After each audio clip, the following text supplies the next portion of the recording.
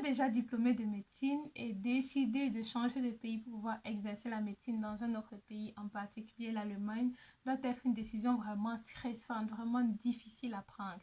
Ça a été mon cas. Et ici, je vais te dire comment faire pour réussir cet examen-là qu'on appelle FSP, donc Fachsprachprüfung. C'est un examen qu'on passe à l'ordre des médecins et du coup, c'est un examen que tous les médecins qui ont étudié dans un autre pays que l'Allemagne doivent inévitablement réussir. Encore qu'après ça, pour certains, il y a encore un autre examen qu'on appelle Kenntnisprüfung. Pour tous ceux qui ont étudié hors de l'Union européenne, ils doivent absolument faire cet examen-là. Et là-bas, c'est vraiment un test pour qui se concentre sur les connaissances médicales. Aujourd'hui, je vais te parler essentiellement du Fachsprachprüfung. Donc, cet examen-là qui se concentre sur le langage médical à l'hôpital avec tes collègues médecins, avec les infirmiers, les aides-soignants, bref, tout ça quoi. Donc, je vais te dire tout ça dans cette vidéo et ensuite, si tu as encore d'autres questions, n'hésite pas à me les poser en commentaire. N'hésite pas également à liker la vidéo, à partager à ceux qui pourraient être intéressés et bien sûr à t'abonner. On y va tout de suite.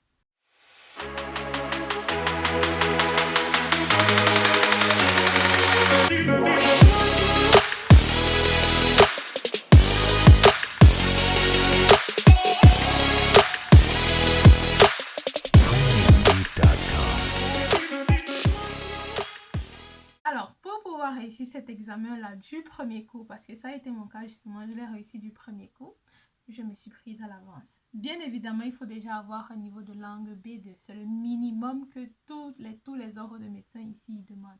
Un niveau de langue B2. Une fois que tu as ce niveau de langue, la B2, tu fournis tous les documents qu'il faut. Bien évidemment, je pourrais vous faire une vidéo là-dessus qui vous dit tous les documents qu'il y a à fournir. Et ce sont des documents qui sont souvent semblables pour tous les ordres de médecins.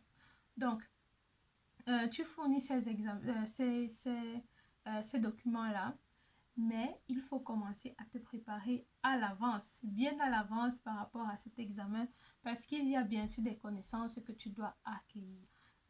Ces connaissances-là sont essentiellement, il s'agit essentiellement du vocabulaire, du jargon médical. Ce sont des connaissances que dans notre langue, dans laquelle on a étudié, on connaît. Moi, parfois, il y a des mots pour lesquels, des mots médicaux pour lesquels j'ai de la peine. Pour lesquels je ne trouve pas en fait de signification en français parce que je n'ai pas étudié en français. Du coup, je dois tout le temps aller chercher sur Google. Quand je veux le savoir en français, bien que ça ne me serve pas souvent à grand chose, je les connais en italien, mais il fallait que cette fois je les connaisse en allemand. Donc, il faut s'y prendre tôt. Il y a différentes façons, il y a différentes méthodes. Je vais te partager ici ma méthode et éventuellement aussi d'autres méthodes que moi j'ai bien pu voir. Alors, première des choses déjà, il faut t'inscrire à un cours de langue. Ça a été mon cas, je me suis inscrite à un cours de langue et ça a très bien fonctionné pour moi. D'autant plus que c'était un cours en ligne, c'était pas for out là. Et ça m'a arrangé parce que je ne pouvais juste pas me déplacer aussi facilement. Moi, dans ma région, il aurait fallu que j'aille à Stuttgart, alors que je ne vis pas à Stuttgart. Me déplacer comme ça tous les jours, ça aurait été trop compliqué. Ce qui a été bien avec la pandémie, c'est que les écoles maintenant ont diffusé le fait de faire cours à distance et ça aide énormément. Donc, mon école se trouvait à Berlin et moi, j'étais dans le Baden-Württemberg. Et voilà, la professeure, elle était vraiment très pointilleuse.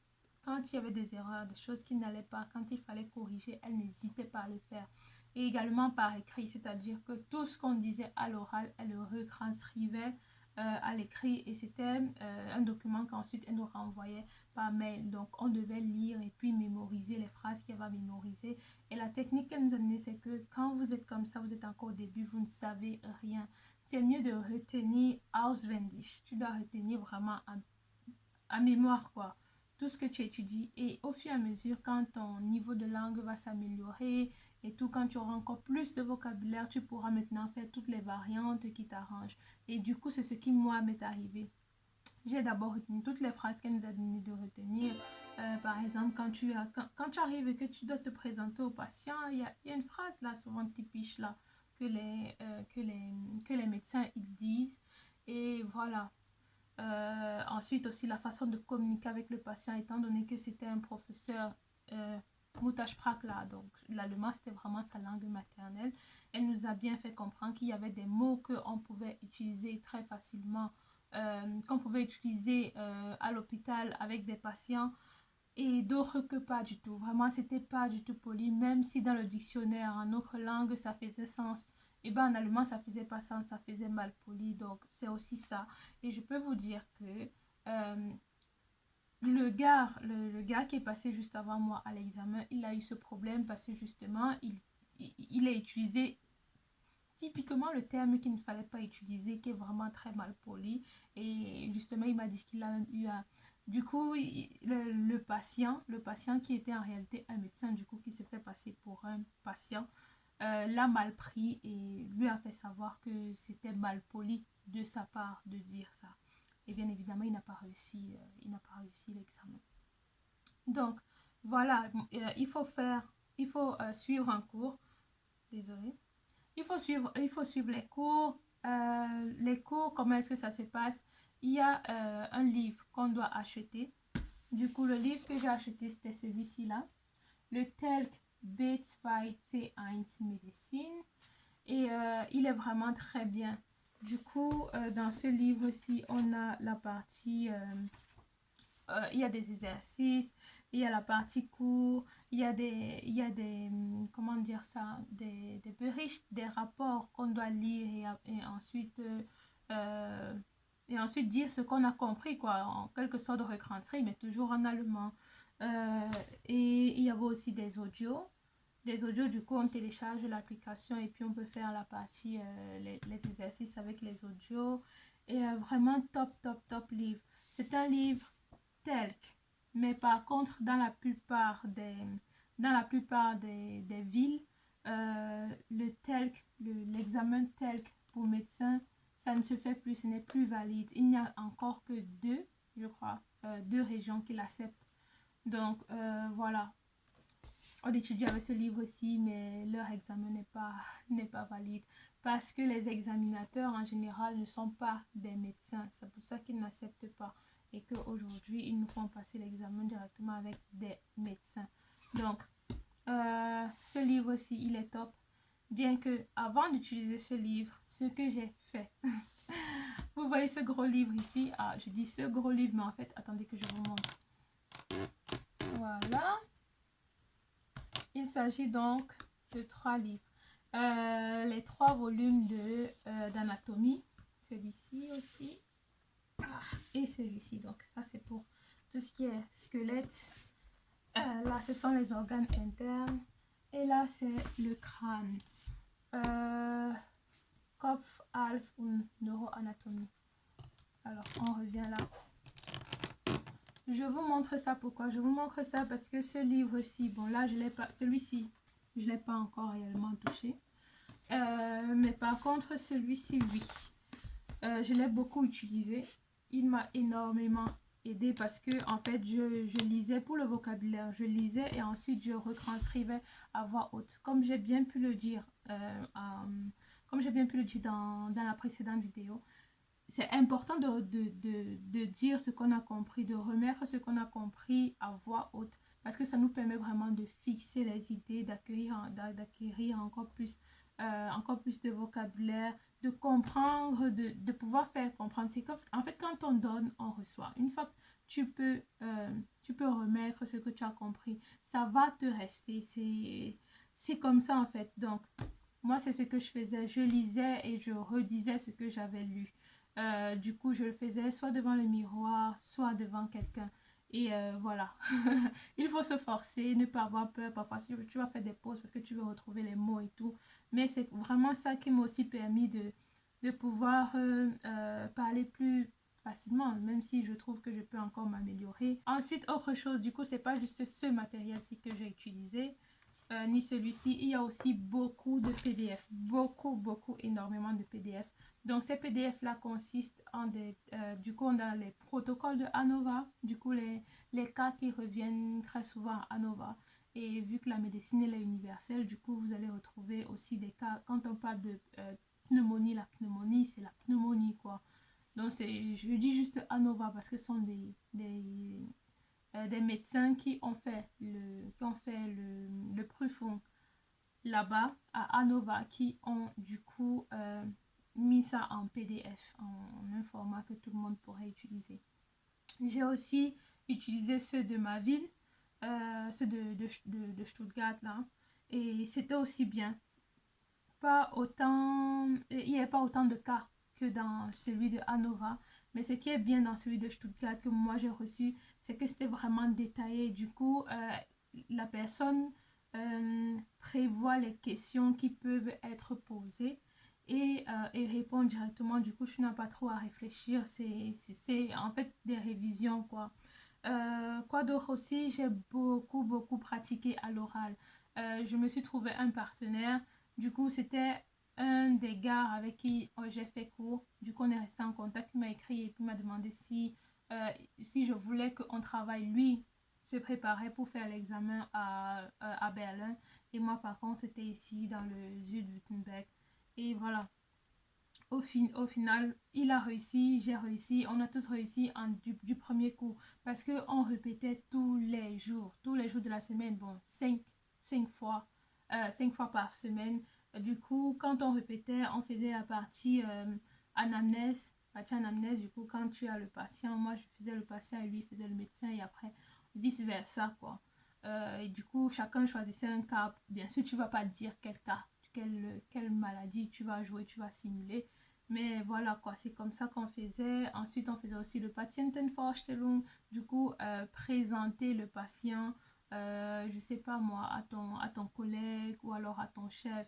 Et aussi, du coup, quand tu présentes le patient, tu dis aussi ton fait d'acdiagnos, ce que tu suspectes comme maladie, la thérapie que tu forges là, quoi, la thérapie que tu proposes, quoi d'autre encore, weitere Prozedere, ouais, quoi. En fait, c'est ça, c'est beaucoup parler, énormément parler, beaucoup écrire aussi, parce que c'est une partie qu'on oublie. Mais une fois que tu as fait la partie anamnèse durant l'examen, il va falloir que tu fasses le Bericht. Et du coup, le Bericht, c'est ce que tu retranscris ce que le patient t'a dit à l'écrit. Et pour ça, il faut juste écrire beaucoup de Bericht pour chaque cas. Tu simules, mais il y a des phrases là qui sont toujours pareilles. Tu ne changes pas une virgule. Et il faut vraiment les connaître parce que cette partie-là ne dure que 20 minutes. Et je peux vous assurer que 20 minutes, parfois, c'est pas suffisant. Moi, j'ai eu assez de temps, j'ai fini avant. Mais il y en a qui ne réussissent pas. Mais ça, c'est parce que j'avais tellement écrit. Tellement. Je l'ai fait plusieurs fois. Et du coup, les phrases qui reviennent toujours, pam, pam, pam, tu les redis à chaque fois. Tout comme durant l'anamnèse, quand tu prends les informations du patient, il y a des questions que tu ne dois surtout pas oublier, mais vraiment surtout pas. Une anecdote que je peux vous raconter, c'est que moi, durant l'examen, j'ai eu un patient, donc c'est vraiment cas par cas, mais mon patient que j'ai eu, du coup, directement, il a enchaîné avec les symptômes qu'il avait. Et en enchaînant comme ça, je ne peux pas stopper le patient et dire, oh là là, dites-moi d'abord comment est-ce que vous vous appelez, parce que quand tu es dans la situation même aux urgences, première des choses, tu traites d'abord le patient. Donc, il te dit ce qu'il a et tout, et puis tu essaies de le traiter. Donc, moi, il m'a dit les symptômes qu'il avait. Et puis, je l'ai stoppé. Je lui ai dit que j'avais oublié une question vraiment très importante pour qu'on puisse vraiment continuer ce Gespräch, ce dialogue. Et donc, qu'il fallait qu'il me dise son nom, comment est-ce qu'il s'appelle. Donc, une fois qu'il m'a dit ça, j'ai demandé son âge, où est-ce qu'il habite et tout. Il ne faut pas aussi oublier de demander la taille et le poids du patient. Vraiment très important. Comme où est-ce que le patient habite. C'est vraiment très important parce que voilà, il y en a qui font tic sur ça quand tu l'oublies. Donc, il ne faut pas oublier. Après aussi, ce que je sais, c'est que les examinateurs n'aiment pas quand on parle, quand on récite vraiment les phrases, quand ils sentent qu'on est en train de réciter. D'autant plus que quand vous récitez, s'il y a juste une petite virgule qui se déplace, après ce sera difficile de rattraper. Donc, Faut pas réciter pour réciter. Vous devez connaître les phrases, mais savoir quand les poser. Pas juste comme ça, à tort et à travers. Ce qui fait que cette partie-là, quand moi je l'ai bien fait de l'anamnèse, une fois, si tu as bien fait l'anamnèse, le reste de Patientenvorstellung, ce sera vraiment facile. Ce sera facile. Voilà quoi. Après, je ne vais pas te dire que j'ai tout bien fait. Il y a quelque chose que le patient m'a dit et jusqu'à aujourd'hui, je ne comprends pas. C'était la maladie de sa mère, ce que sa mère avait. Et quand tu m'expliquais, je sais pas, j'ai pas compris, j'ai vraiment pas compris. Déjà, il parlait très vite. Mais sur cette partie-là, c'était. Mon cerveau a fait block-out. J'ai pas compris. Même quand ils m'ont dit que j'ai réussi, ils m'ont dit que cette partie-là, par contre, ils ont su que j'avais pas compris parce que je l'ai retranscrit. Justement, je l'avais écrit dans le vu qu'après il faut faire le bericht, là le rapport sur le patient et tout, je l'avais écrit et ce que j'avais écrit était faux et donc du coup le Oberarzt, la Oberarzt pour le coup la Oberarzt m'a fait comprendre que c'était pas, que j'avais pas bien compris quoi. Du coup vraiment, comme je vous dis, si tu fais mal l'anamnèse, tu vas mal faire la deuxième partie et la troisième partie ne peut que s'enchaîner toujours comme ça, comme ça, comme ça. Donc voilà, pour faire un petit résumé, première des choses, avoir un bon niveau de langue B2. Ensuite, s'inscrire à un cours. Si vous n'êtes pas inscrit à un cours, trouvez quelqu'un avec qui vous exercez, mais qui a déjà fait le cours. Cette personne-là pourra vous donner les informations. Si vous avez vraiment besoin de soutien, je vous conseille de prendre un professeur pour, je ne sais pas moi, la semaine ou alors les 2 semaines avant votre examen, vraiment pour réviser et corriger tout ce qu'il y a à corriger parce que justement votre professeur, il est calé dans ça, il va corriger tout ce qu'il y aura à corriger. Moi, je ne l'ai pas fait. Je sais aussi qu'il y en a qui font l'hospitation, qui font les stages à l'hôpital pendant des mois, 2, 3, 5 mois. Moi, je ne l'ai pas fait. J'ai même pas fait une semaine en réalité, mais j'ai réussi. Donc, c'est vraiment au cas par cas. Donc, comme je disais, pour résumer une bonne fois pour toute cette vidéo, euh, avoir un niveau de langue B2, s'inscrire à un cours de langue, réviser avec des livres qui sont toujours dans le cadre de la médecine et beaucoup beaucoup s'exercer avec un partenaire. Important. Dernière des choses, juste écrire beaucoup de bericht. Et écrire et encore écrire. Vraiment important. Ce sera tout pour cette vidéo. J'espère qu'elle vous aura été utile. Après, si vous avez des suggestions de vidéos, n'hésitez pas à me les poser, à me les mettre là en commentaire, je vous ferai ça. Si vous avez des questions, posez-les-moi en commentaire. Si vous avez aimé la vidéo, vraiment likez-la, partagez-la à ceux qui pourraient être intéressés par mon contenu. Et voilà, je vous dis à très bientôt pour une future vidéo sur ma chaîne. Bisous. Mouah.